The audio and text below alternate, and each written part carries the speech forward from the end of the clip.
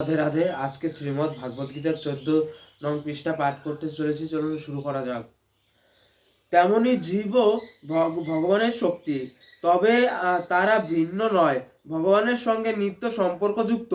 তাই ঈশ্বর, জীব, জড় প্রকৃতি ও কাল একে অপরের সঙ্গে সম্পর্কযুক্ত ও সকলেই নিত্য, কিন্তু অন্য বিষয়টি কর্ম নিত্য নয়। বস্তুত কর্মের ফল অতি প্রাচীন হতে পারে। স্মরণ শরণাতীত কাল থেকে কর্মের ফলস্বরূপ আমরা সুখ দুঃখ ভোগ করে চলেছি, কিন্তু আমরা আমাদের কর্মফলকে পরিবর্তিত করতে পারি এবং এই পরিবর্তন নির্ভর করে আমাদের জ্ঞানের পূর্ণতার ওপর। আমরা নানা রকমের কর্ম সম্পাদন করি। নিঃসন্দেহে আমরা জানি না কোন কর্ম আমাদের করা উচিত এবং কোন কর্ম করা উচিত নয়। বিশেষ করে আমরা জানি না কোন কর্ম করলে কর্মের বন্ধন থেকে মুক্ত হওয়া যায়। ভগবদ্গীতায় ভগবান আরও ব্যাখ্যা করেছেন, ঈশ্বর হচ্ছেন পরম চেতনা। ঈশ্বরের অপরিহার্য অংশ হওয়ার ফলে জীবও চেতন। জীব ও জড় প্রকৃতি উভয়কেই প্রকৃতি বা ভগবানের শক্তি বলা হয়, কিন্তু তাদের মধ্যে জীবই চেতন, অন্য প্রকৃতির অচেতন। সেই জন্য সেটাই পার্থক্য। তাই জীব প্রকৃতি উৎকৃষ্টতর প্রকৃতি বলা হয়, কেননা জীব ঈশ্বরের মতো চৈতন্যময়। ঈশ্বর পরম চৈতন্যময়, কিন্তু জীবকে তা বলে পরম চৈতন্য বলে দাবি করা উচিত হবে না। জীব কোনো অবস্থাতেই সমস্ত চেতনার উৎস হতে পারে না।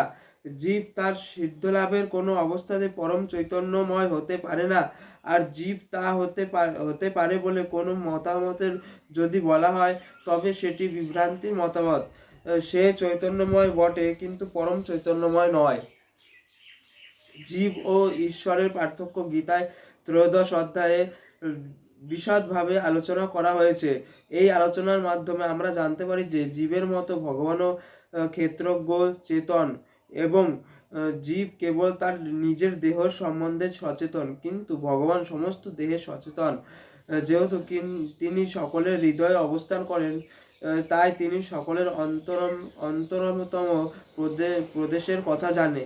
এই কথা আমাদের ভুললে চলবে না।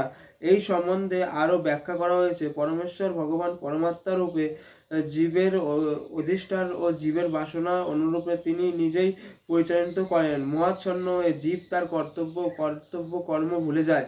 প্রকৃত কর্ম এই সাধনের ইচ্ছা পরবর্তী বশবর্তী হয়ে কিন্তু কিছু করার ক্ষমতা সম্পন্ন করে। তারপর সে নিজের কর্মে ক্রিয়া ও প্রতিক্রিয়ার দ্বারা আবদ্ধ হয়ে পড়ে। সে এক দেহ পরিত্যাগ করে আরেক দেহ ধারণ করে।